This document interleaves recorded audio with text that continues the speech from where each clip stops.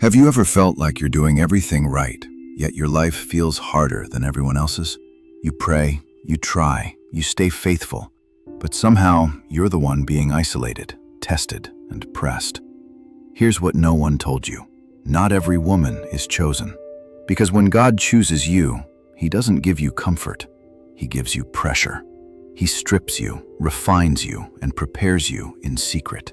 And if your life feels unusually heavy right now, this message might explain everything.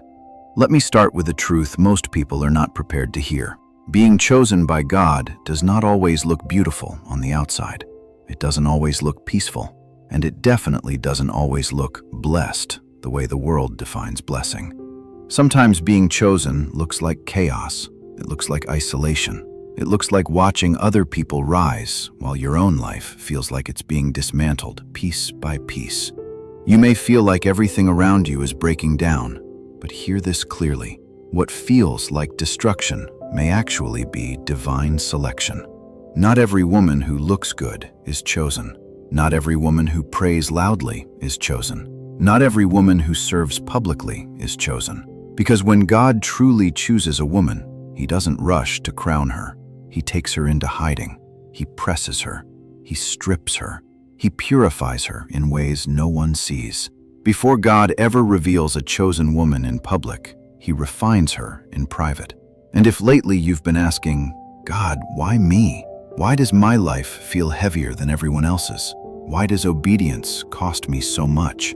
I have news for you. You may already be walking through the unmistakable signs of a woman chosen by God. Let's talk about them. Sign number 1. You've been set apart, even when you didn't ask for it. You never quite fit in, did you? You tried to be normal. You tried to blend in. You tried to move with the crowd and follow the rhythm of the world, but something in you wouldn't allow it. Shallow conversations drain you. Compromise makes you restless. Environments that others enjoy leave you feeling uncomfortable and out of place. That's not a personality flaw. That's not pride.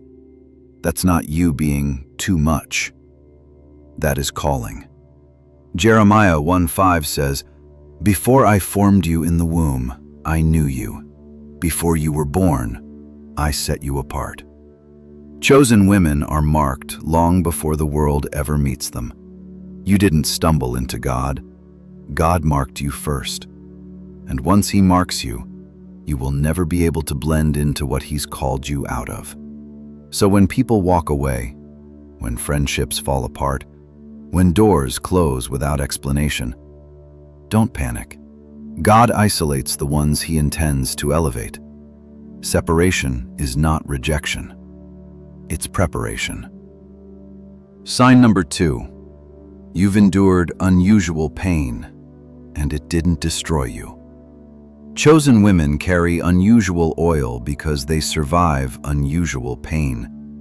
You've walked through betrayals that should have shattered your trust, losses that should have made you bitter, storms that should have killed your faith. And yet, here you are, still standing, still believing, still loving God. That's not luck.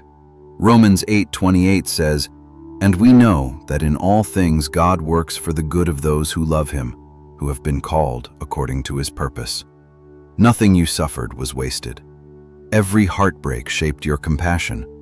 Every rejection built your endurance. Every tear baptized you for purpose. You didn't go through that for nothing. You went through it because you are chosen. When the enemy saw your future, he attacked your present, but he failed. Because the very wounds meant to break you became proof of your calling. Sign number 3. You carry a fire for God you cannot explain. Have you ever tried to walk away from God, only to realize you couldn't stay gone? You get distracted. You stumble. You drift. But conviction pulls you back every single time. You love God too deeply to live comfortably in sin. You love Him too much to settle.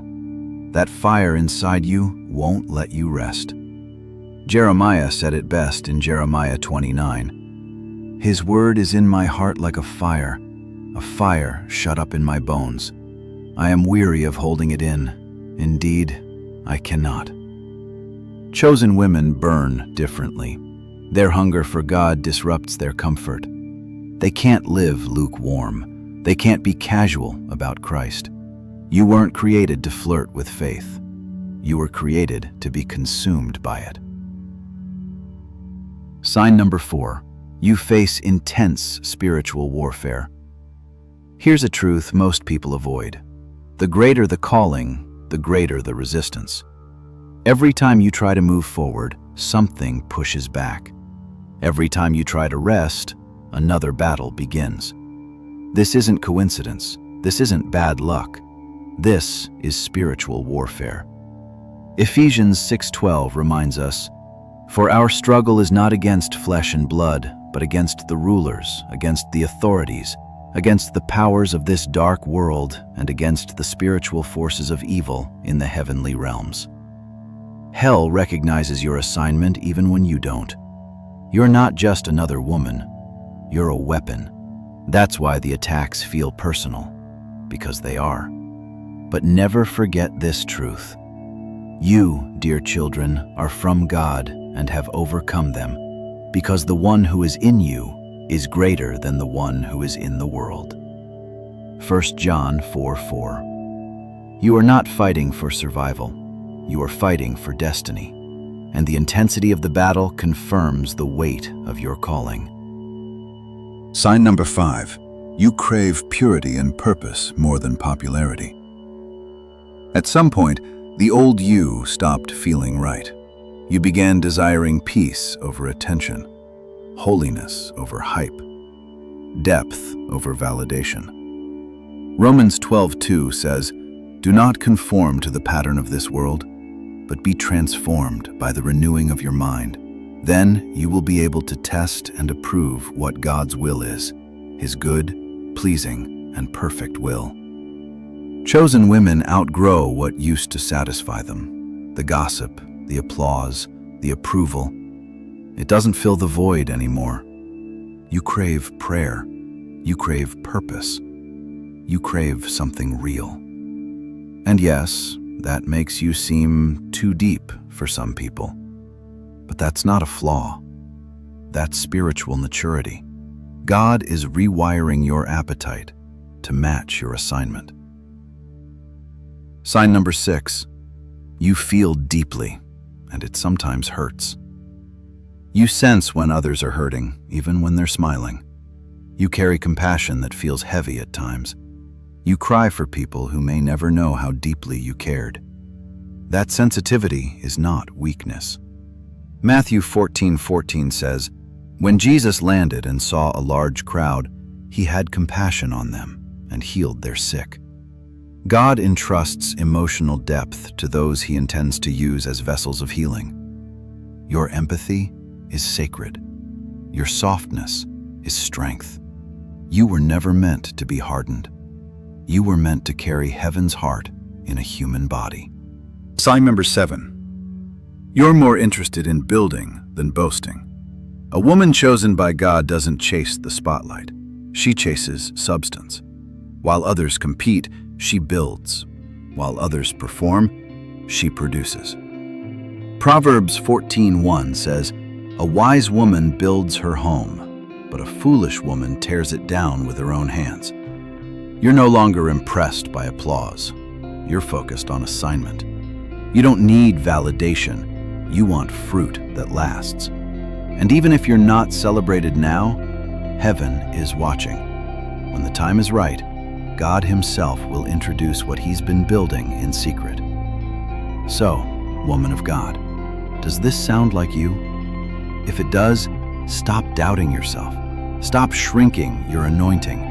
Stop calling your process a punishment. It's preparation. You were chosen for something sacred. That's why it's been hard. That's why it's been lonely. That's why it's been confusing. God is shaping you for impact. And when He's finished, even your doubters will have to say, "That could only have been God." This is your season to stop hiding and start rising. Lift your head and say, Lord, I hear you.